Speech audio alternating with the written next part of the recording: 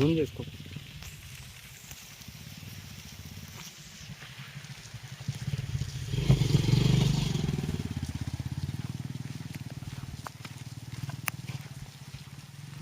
ఆ బడి చూపిర్రది బేగంపేట పబ్లిక్ స్కూలా లేకపోతే పెద్ద ప్యాలెస్ ఇది? రేవంత్ రెడ్డి ఒకసారి చూడు నాయన, విద్యాశాఖ మంత్రి ముఖ్యమంత్రి ఒక అర్ర ఇది ఉన్నది. వాన పడుతుంది ఇప్పుడు ఇక్కడ. యాడికి పోవాలి? మీ అధికారులు వచ్చి ఇల్లు కాల్ చేయమని చెప్తున్నట.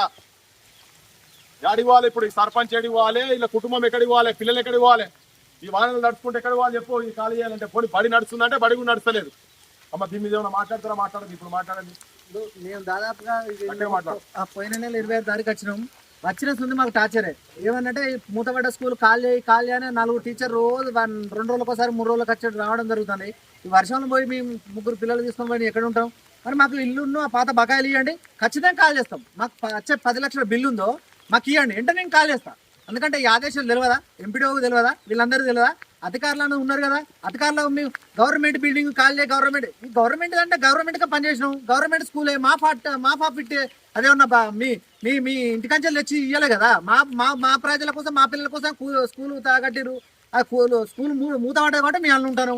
ఖచ్చితంగా చెప్తాను. ఈ కాటికి వెళ్ళినా మా జోలికి వచ్చి మాకు ఆల్టర్నేట్ గా మాకు అది చేసేదాకా మాకు ఇల్లు కట్టేదాకా మేము ఇల్లనే ఉంటాం.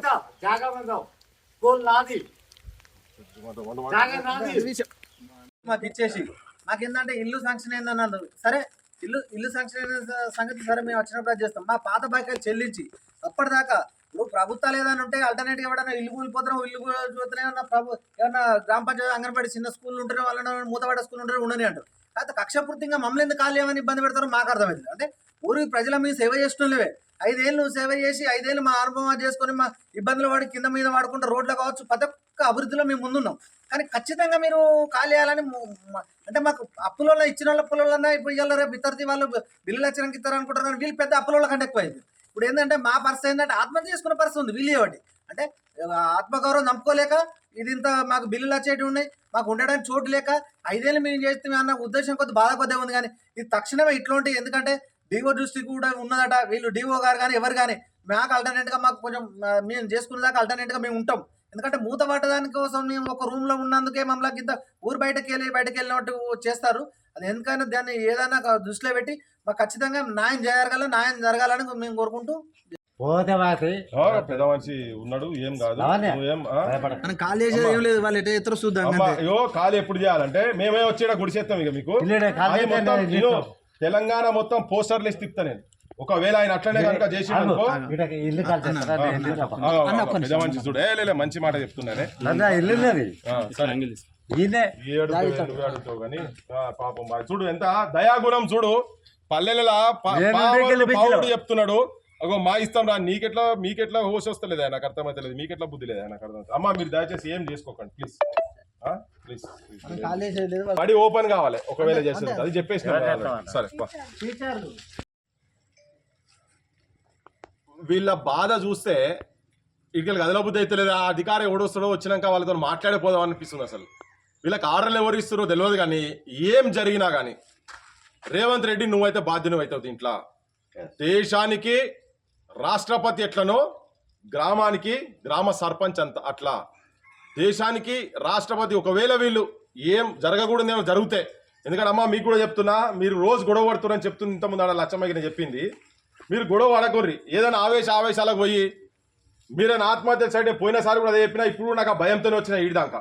మేము ఉన్నాం మీ తరఫుకెళ్ళి కొట్లాడేందుకు. సర్పంచ్లు అందరూ ఇక్కడ ఉన్నారు. వీళ్ళందరూ నలుగురు సర్పంచ్లు. వీళ్ళు మొత్తం రాష్ట్రం ఒక్కటి చేద్దాం, మీకు అందరికి న్యాయం అయ్యేటట్టు చేద్దాం, కొట్లాడదాం.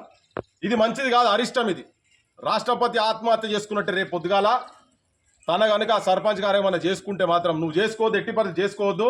అటువంటి దానికి మీరు పోకండి. పిల్లలు ఉన్నారు, మీరు ఈ బాధలలో ఒత్తిడిలో ఏమైనా జరగకూడదని జరిగితే రేవంత్ రెడ్డి చెప్తున్నా, నిన్ను మాత్రం వదిలిపెట్టాం, ఎట్టి పరిస్థితులు వదిలిపెట్టాం. నువ్వు ఈ సమస్యను వెంటనే దీని తీవ్రతను నువ్వు గమనించి నువ్వు ఇమ్మీడియట్గా వీళ్ళ బిల్లులు మొత్తం సర్పంచ్ల బిల్లు అందరి పరిస్థితి ఇట్లనే ఉన్నది. మేము పోతున్నాం, అన్ని ఇళ్లకు మేము అందకపోవచ్చు, కానీ పోయిన కాడికి పోతున్నాము. వస్తాం, మీ తరఫుకెళ్ళి మేము కొట్లాడతాం. ఇలా ఈ వర్షంలో కూడా ఇక్కడ కూర్చున్నాం, పొద్దుటి సంతిలో కూర్చున్నాం. ఇంకేడకంటే ఆడికి పోతాం, ఏడకంటే ఆడికి వస్తాం, మీ గురించి కొట్లాడతాం. కానీ ఏ సర్పంచ్ ఇక్కడ నుంచి ఆత్మహత్య చేసుకున్నా నీ బొమ్మ దానికి పెట్టి రేవంత్ రెడ్డి నువ్వు రాజకీయాల్లో ఉన్న రోజులు నీ ఎంబడబడతాం, గుర్తుపెట్టుకో. నీ బొమ్మకు ఆ ఉరేసుకున్న చచ్చిపోయిన శవాలకు పక్కకు పెట్టి మేము మొత్తం తెలంగాణ అంతా తిప్పకపోతే దేశం మొత్తం తిప్పకపోతే చూడు. మరి ఒక్క ఆత్మహత్య కూడా జరగవద్దు తెలంగాణలో, రైతులది కావచ్చు, సర్పంచ్లది ముఖ్యంగా ఒక్క ఆత్మహత్య కూడా జరగవద్దు. మళ్ళా చెప్తున్నా, దేశానికి రాష్ట్రపతి ఎట్లనో ఊరికి సర్పంచ్ అట్లా రాష్ట్రపతి ఆత్మహత్య చేసుకున్నట్టే. కనుక వెంటనే నువ్వు ఇమ్మీడియట్ గా వీళ్ళ బిల్లులు మొత్తం అవసరమైతే మిత్తిలతో సహా కాపాడు. పెద్ద బర్డెన్ కాదు ఇది, పెద్ద పెద్ద ఉన్నోళ్ళకి ఇస్తున్నావు కదా, బర్డెన్ కాదు ఇది. ఒకవేళ జరగకూడదు ఏ కుటుంబంలో జరిగినా నీ బొమ్మలు చూసి గుర్తుపెట్టుకో. నువ్వు అనుకుంటున్నావు పోలీసు వాళ్ళు గిలీసోళ్ళు, నువ్వే పోలీస్ మంత్రివి కదా, నీ పోలీస్ మంత్రితో నువ్వు ఏదో చేయాలని నేను అనుకునేవు. మొత్తం నువ్వు వాక్కును మాత్రం ఎవరు ఆపే సవాలే లేదు. బయటికి పోతాం మొత్తం అంతా తెలంగాణ మొత్తం. నువ్వేందో, నీ సంగతి ఏందో, నీ జూటా మాటలు ఏంటియో, నీ అబద్ధాలు ఏంటియో, రాజ్యాంగం బుక్కు నీ రాహుల్ గాంధీ చేతులు పట్టుకొని తిరుగుతుండు కదా, రాజ్యాంగం బుక్కు చేతులు పట్టుకొని తిరుగుడు కాదు. రాజ్యాంగం ఇచ్చినటువంటి హక్కులతోటి వీళ్ళు ఏదైతే అయినరో ఆ గౌరవం వాళ్ళకి రావాలి, వస్తలేదు కాబట్టి కడుపు గాలి. ఇంకా తెలంగాణలో ఆత్మహత్యలు చూడొద్దనే ఆలోచనతో శివాలయ ఊరేగుతున్నారమ్మా, సర్పంచులు నడి సేన్లలో సమాధులైనరమ్మా సర్పంచ్ కుటుంబాలు అనేటట్టుగా భవిష్యత్తులో ఉండకుండా ఉండాలనంటే వెంటనే దీన్ని దీర్ఘంగా ఆలోచించి దీన్ని ఇక్కడనే క్లోజ్ చేయండి. పంతాలకు పోకండి. ఈ పార్టీ ఆ పార్టీ నా కాన్స్టిట్యూన్సీలో ఎవడేం చేస్తాడు అని ఎమ్మెల్యేలు మంత్రులు మీరు అట్లా జిద్దుకు పోయిననుకో జనం లోపల మీరు బద్నాం అవుతారు. జాగ్రత్త అని చెప్పదలుచుకున్నాం అంతేనే. ఏందే మీ అందరి మాట అంతే కదా, సర్పంచ్ అందరూ ఒకటే కదా, ఊరు మొత్తం అట్లనే ఉన్నది. సర్పంచ్ అట్లే ఉన్నారు. అందరికి వాళ్ళ బిల్లులు మాత్రం రావాల్సిన అవసరం లేదు. అమ్మా మీరు జర సాకల ఇలమ్మలు సమ్మక్క సారకలను ఇప్పటిదాకా దేవతల కాడ ఉండొచ్చినాం. పోషమ్మ, మైసమ్మ, కట్టమైసమ్మ, దుర్గమ్మ దేవతల ప్రతిరూపాలుగా మీరు ఉండాలి. కొట్లాడదాం, మీరు కొట్లాడి మీ బిల్లులు సాధించుకుందాం అంతేనే. కానీ మీరు ఆ దిక్కే పోగానే మీరు కూడా జర పంచాయతీ పెట్టుకోకూడదు. జర జై తెలంగాణ, జోహార్ తెలంగాణ మన వీరులకు, జోహార్ జోహార్. సాధిద్దాం సర్పంచ్ల హక్కులను, సాధిద్దాం సర్పంచ్ బిల్లులను, సాధిద్దాం. జై తెలంగాణ, జై తెలంగాణ. ఇదే కదమ్మా ఇల్లు, ఈ కూలిండే ఇల్లు. ఇల్లు అంటే అయితే బంగ్లా అనుకోగల చూసుకోవాలి. అబ్బా బంగ్లా కాదు, ఇదే కదా మొన్న మనం మాట్లాడింది, ఇదే కదా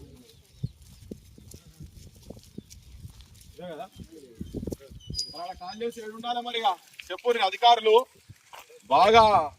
మీకు బాగా జోష్ ఉన్నది, వీళ్ళని ఇల్లు కాల్ చెప్పాలని బాగా జోష్ ఉన్నది. మరి ఎవరు చెప్తున్నారు మీరు? మరి యాడికెళ్ళి మీకు ఆర్డర్స్ వచ్చినో తెలియదు. కానీ ఇగో ఇది ఇల్లు కనబడుతుంది ఏమన్నా, ఆ రూమ్కి వెళ్ళి తీసేస్తాం. మరి వీళ్ళు యాడు ఉండాలి, బాగా అందులో ఉండొద్దు అది అని బాగా మాట్లాడుతున్నట్టు కదా. ఏ కానూన్ ప్రకారంగానే చెప్పాలి. మరి 10 లక్షల రూపాయలు మరి ఏ కానూన్ ప్రకారంగా వీళ్ళకి వచ్చేటి ఎందుకు, ఇప్పటిదాకా బిల్లు ఎందుకు శాంక్షన్ అయితే లేవో చెప్పాలి.